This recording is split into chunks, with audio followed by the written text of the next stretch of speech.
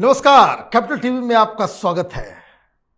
आज एक ऐसी खबर लेके आया हूं जिसे आप सुनेंगे तो आप दंग रह जाएंगे, क्योंकि सुप्रीम कोर्ट ने मोदी सरकार को एक नोटिस भेजा है और जिसमें यह कहा गया है कि उनके पास एक पीआईएल है जिसमें तमाम तरह के टैक्सों को खत्म करके एक टैक्स, एक तरीका, एक ही तरीके से टैक्स लिया जाए। उसके ऊपर सरकार की राय क्या है? पीआईएल जो दायर हुआ है उसे पीआईएल मैन अश्विनी उपाध्याय जी ने डाला है और जो आइडिया उन्होंने दिया है, जो मांग उन्होंने की है, वो इतना इंटरेस्टिंग है कि बिजनेस कम्युनिटी तो वाह वाह कर रही है। सरकार का खजाना भी बढ़ेगा और जो नियम कानून के चक्कर में ये तमाम तरह की जीएसटी, तो वैट, तो पता नहीं, तो इनकम टैक्स, ये सारे पचड़े अपने आप खत्म हो जाएंगे। क्या है इस नए प्रस्ताव, इस पीआईएल में, ये जानने और समझने के लिए हमारे साथ अश्विनी उपाध्याय जी, आपका बहुत बहुत स्वागत है। क्या नया कमाल आपने किया है ये? देखिए मनीष जी, हमारे देश में अगर आप चंद्रगुप्त तक देखें, चाणक्य तक देखें, तो हमारे देश में वन नेशन वन टैक्स ही होता था। ये इनकम टैक्स और जीएसटी और वैट और टीडीएस ये सब कुछ नहीं होता था। ये स्टेट टैक्स नहीं, कुछ नहीं होता था। 10 तरह का चीज। मैंने चाणक्य अर्थशास्त्र पढ़ा, वहां तक केवल एक टैक्स था। जितने भी व्यापार करने वाले थे एक पर्टिकुलर टैक्स देते थे। भाई ठीक है, एक टैक्स दे दिया, बात खत्म, और कोई टैक्स था ही नहीं। तो ये, और चाणक्य के समय में जो कौटिल्य का वो जमाना था, उस समय भारत की जीडीपी दुनिया की 38% थी। 38% जीडीपी थी भारत की, जब टैक्स केवल एक था। यानी जब वन नेशन वन टैक्स था तो भारत की जीडीपी 38% थी। आज हमारे पास टैक्स का पूरा एकदम कहते हैं मकड़जाल बना हुआ है, तो भारत की जीडीपी हम 2 डिजिट में नहीं पहुंचा पा रहे हैं। भारत के ग्रोथ में जो सबसे बड़ी बाधा बनी है, ये टैक्स का पूरा मकड़जाल है। माननीय प्रधानमंत्री जी ने बहुत अच्छा एफर्ट किया और जीएसटी आ गया, तो लगभग 40 तरीके का टैक्स था, वो मिक्स होके जीएसटी में मर्ज हो गया। लेकिन आज भी अभी भी अलग अलग टैक्स चल रहे हैं। इनकम टैक्स चल रहा है, जीएसटी चल रहा है, वैट चल रहा है, टीडीएस चल रहा है। इस तरीके के टैक्स आज भी चल रहे हैं। कस्टम एक्साइज तो चलना चाहिए, ठीक है, अगर विदेश से कुछ लेन देन हो रहा है वो अलग है, वो अलग विषय है। लेकिन भारत के बाकी सारे टैक्सों को जो हमने अपनी पीआईएल फाइल किया है, जिसपे सरकार को नोटिस हुआ है, वित्त मंत्रालय को नोटिस हुआ है, गृह मंत्रालय को भी नोटिस हुआ है, कानून मंत्रालय को भी नोटिस हुआ है, हमने ये कहा कि आप ये इनकम टैक्स खत्म करिए, जीएसटी को खत्म करिए, वैट को खत्म करिए, टीडीएस खत्म करिए। अब खत्म करने का मतलब क्या हुआ? इनकम टैक्स खत्म मतलब इनकम टैक्स डिपार्टमेंट खत्म, जीएसटी खत्म मतलब जीएसटी का इतना लंबा चौड़ा जो पूरा इंफ्रास्ट्रक्चर है, अधिकारी, ये वो, चपरासी, क्लर्क, फला फला, वो खत्म। आपका टीडीएस खत्म, यानी बैंक का बहुत बड़ा काम खत्म।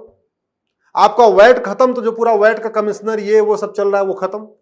तो पहली बात तो ये टैक्स खत्म करने से कम 50,000 करोड़ जो सैलरी जा रही है, इनकम टैक्स के ऊपर जा रही है, जीएसटी के ऊपर, जीएसटी के डिपार्टमेंट में जा रही है, वैट के चल रही, वो सैलरी जरूरत ही नहीं है। ऐसे लोग हमें नहीं चाहिए। इनकम टैक्स कमीशन नहीं चाहिए, जीएसटी कमीशन नहीं चाहिए नहीं है। दूसरा, बिजनेसमैन जो सबसे ज्यादा परेशान है वो इन टैक्स के झमेलों से परेशान है। हर महीने में उसको जीएसटी का फॉर्म भरना है, वैट का अलग रिकॉर्ड रखना है, इनकम टैक्स का अलग रिकॉर्ड रखना है, टीडीएस का अलग रिकॉर्ड रखना है, कहां कितना दिया उसको करना है। हम और आप भी परेशान है, टैक्स देने के परेशान है। और टैक्स का मकड़जाल ऐसे देखिए, किसान एक लिमिट के बाद अगर पैसा किया, उसने टैक्स दे दिया, उसके बाद उसने जो कमाया, उसने अपने बच्चे को स्कूल भेजा, तो स्कूल में जो पैसा आया उसका भी अलग टैक्स हो गया। किसान डॉक्टर के पास गया, इलाज कराया, उसने भी टैक्सेबल पैसा दिया। डॉक्टर ने कुछ वकील के पास आया तो डॉक्टर ऑलरेडी टैक्स, तो टैक्स के ऊपर टैक्स, मतलब डॉक्टर भी टैक्स दे रहा है, वकील भी टैक्स दे रहा है, टीचर भी टैक्स दे रहा है, सब जज भी टैक्स, सब टैक्स, और टैक्स के ऊपर टैक्स दे रहे हैं। और सारा टैक्स देने के बाद जब साल में सैलरी मिली, बोला जी इस पे भी आपने साल भर में इतना कमाया, इतना इनकम टैक्स हो गया। इसलिए सारे टैक्स खत्म कर दिए जाए। हमने ये प्रपोज किया है, आप केवल वन नेशन वन टैक्स लगाइए, जिसको कहते हैं बीटीटी। हमने कहा बैंकिंग ट्रांजैक्शन टैक्स लगाइए। ये पहले फिजिबल नहीं था, लेकिन आज की डेट में फिजिबल है। और आज की डेट में जो फिजिबल है उसमें भी वर्तमान सरकार और मैं खासतौर पर प्रधानमंत्री जी को ही उसका भी मैं अब श्रेय देना चाहता हूं कि आज बीटीटी या one nation one tax feasible कैसे है। फिजिबल इसलिए है कि आज की डेट में गरीब से गरीब आदमी बैंक से जुड़ चुका है। 48 करोड़ जनधन खाते खोले गए, 48 करोड़। भारत में पहले टोटल 55 करोड़ खाते थे कंप्लीट टोटल, आज की डेट में 225 करोड़ खाते हैं। Saving account, current account, post office का अकाउंट, जनधन सारा मिला दीजिए तो 225 करोड़ खाते। टोटल परिवार भारत में रहते हैं 30 करोड़, खाते हैं 225 करोड़। इसका मतलब हर परिवार में ऑन एन एवरेज 8 खाता है। इसका जो सबसे बड़ा अब वन नेशन वन टैक्स इसलिए पॉसिबल है, फिजिबल है, क्योंकि सब सारे परिवार के पास आपके पास आधार है। 130 करोड़ आधार, 30 करोड़ परिवार, 130 करोड़ आधार, यानी हर परिवार में 4-5 आधार। आज की डेट में आधार पैन से लिंक हो चुका है, आधार वोटर आईडी से लिंक हो चुका है, आधार बेस्ड पेमेंट भी शुरू हो चुका है। अब आज की डेट में केवल करना यह है, सारे टैक्स खत्म कर दीजिए, कैश लेन देन की लिमिट सेट कर दीजिए।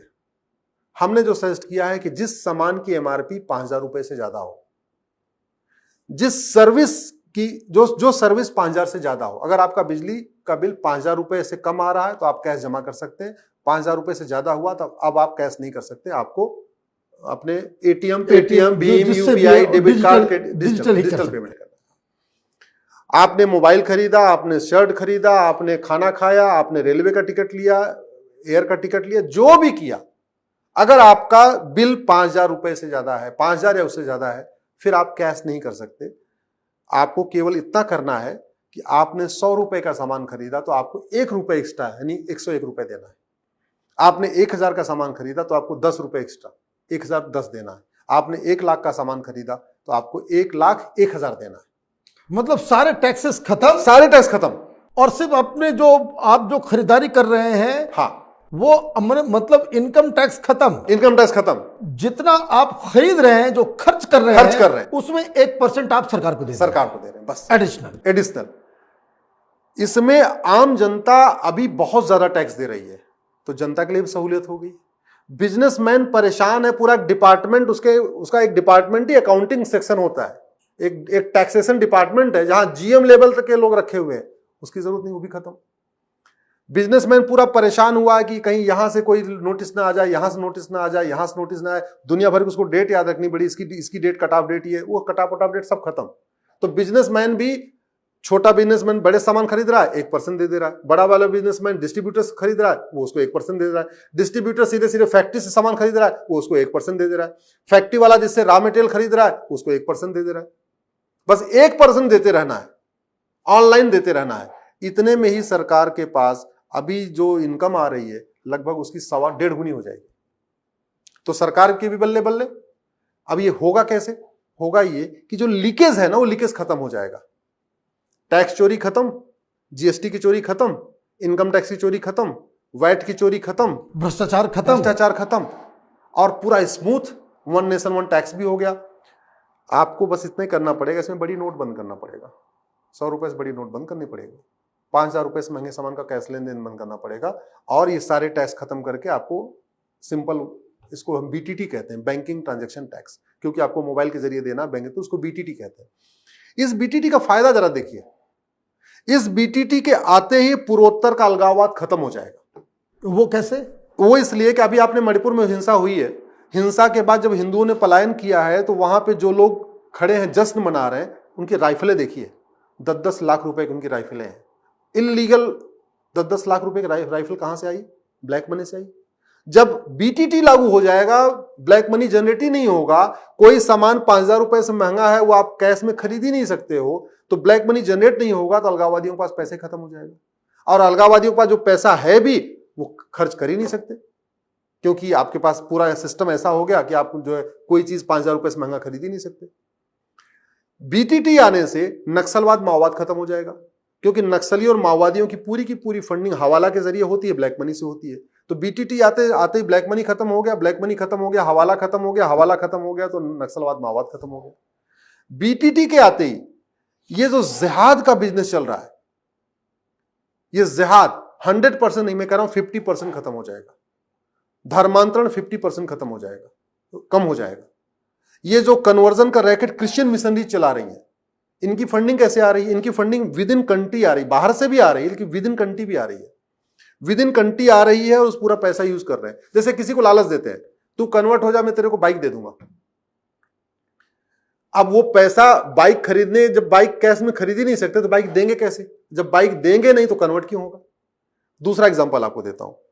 ये जो आज की डेट में जो ग्रूमिंग गैंग चल रहा है भारत में, पंचर छाप लड़के जो जिंदगी में कभी उन्होंने 10 रुपए भी नहीं देखा है, उनको बढ़िया बाल वाल कटा के, उनको नहला धुला के उनको बाइक दे दी जाती है, उनको जींस दे दिया जाता है, स्मार्टफोन दे दिया जाता है, कहा जाता है तुम स्कूल कॉलेज के आसपास चक्कर लगाओ।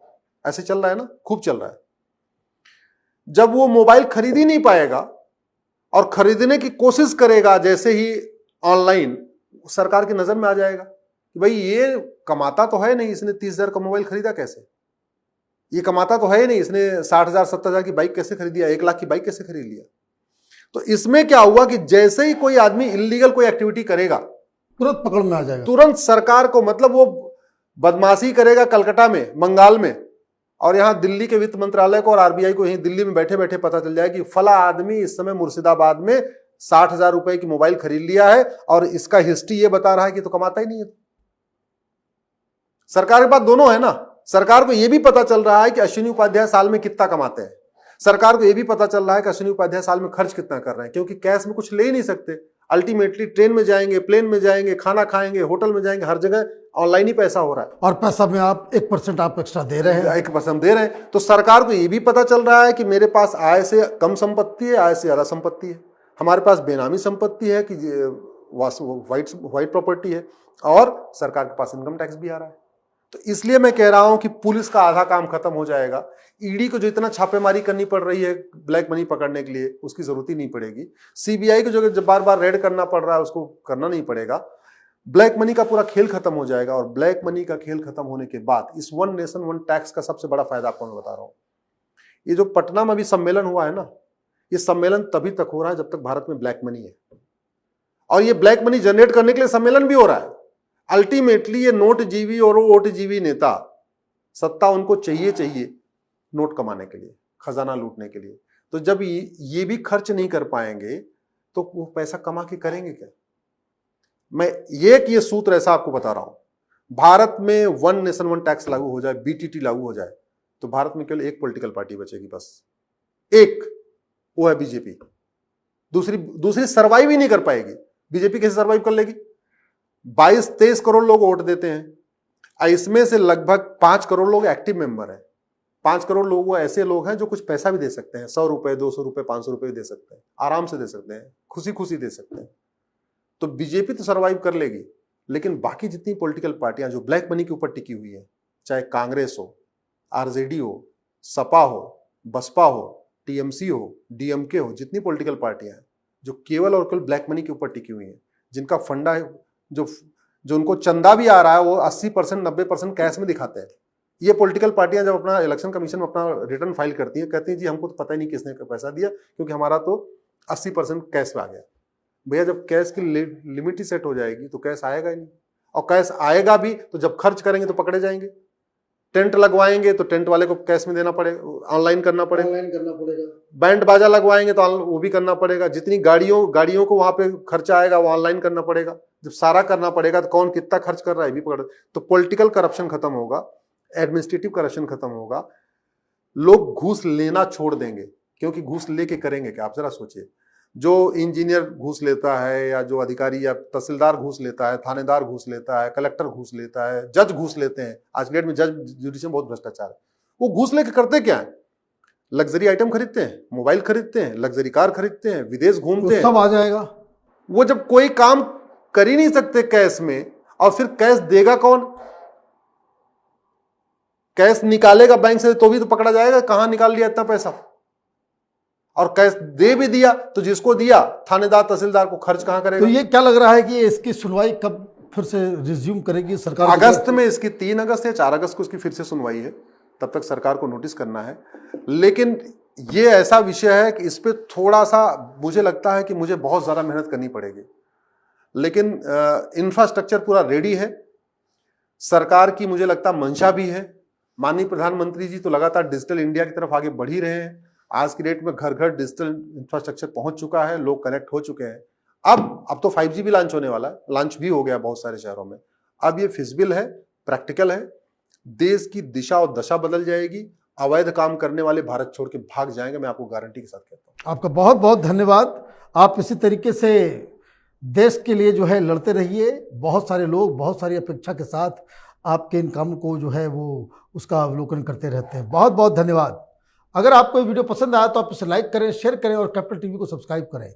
धन्यवाद।